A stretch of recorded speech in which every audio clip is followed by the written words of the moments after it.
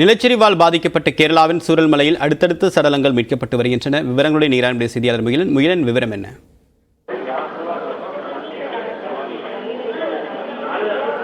முகிலன் விவரம் என்ன?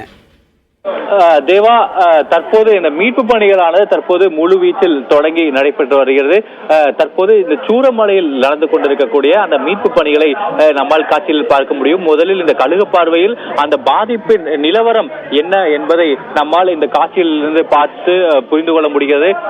இது தவிர ராணுவம் மற்றும் அந்த தேசிய மீட்பு பேரிடர் மீட்பு குழுவினரும் அந்த பணியில் தற்போது ஈடுபட்டு வருகின்றனர். அதாவது திரும்புகின்ற அனைத்து இடங்களிலும் தற்போது அங்கு அந்த உடல்கள் கிடைக்கக்கூடிய ஒரு காட்சியை தான் நாம் பார்த்து வருகிறோம். இந்த சூரமலை என்று சொல்லும் பகுதி, அந்த பகுதியில் முட்டிக்கு மேலாக சேரும் அந்த மழை நீரும் நிற்கக்கூடிய அந்த காட்சிகள் தான் தற்போது நாம் பார்த்து வருகிறோம். வீடுகள் முற்றிலுமாக முள்ளி இருக்கக்கூடிய அந்த காட்சிகளையும் நம்மால் பார்க்க முடிகிறது.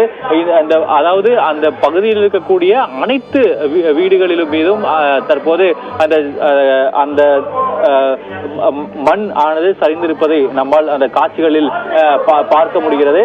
அதே போல அங்க இருக்கக்கூடிய அந்த வாகனங்கள் முற்றிலுமாக தூக்கி வீசப்பட்டிருக்கக்கூடிய, அதாவது அந்த வீடுகளின் மேலே அந்த வாகனங்கள் இருக்கக்கூடிய காட்சிகளையும் நம்மால் பார்க்க முடிகிறது. அதாவது எங்கு தோன்றினாலும், எங்கு அந்த மீட்பு பணியில் ஈடுபட்டாலும் அங்கு உடல்கள் கிடைக்கக்கூடிய ஒரு சோகமான நிகழ்வை தான் நாம் பார்த்து கொண்டிருக்கிறோம். இந்த உயிரிழப்புகளும் தற்போது 73 தாண்டியுள்ளது. இந்த மீட்பு பணிகள் தற்போது தீவிரமடைய ஆரம்பித்திருப்பதால் இந்த எண்ணிக்கை, அதாவது இந்த உயிரிழந்தோரின் எண்ணிக்கை இன்னும் பல மடங்கு உயரும் என்று அஞ்சப்படுகிறது. இது தொடர்பாக கேரள முதல்வர் பினராயி விஜயன் 5 மணிக்கு செய்தியாளரை சந்திக்கவிருக்கிறார். அவர்கள்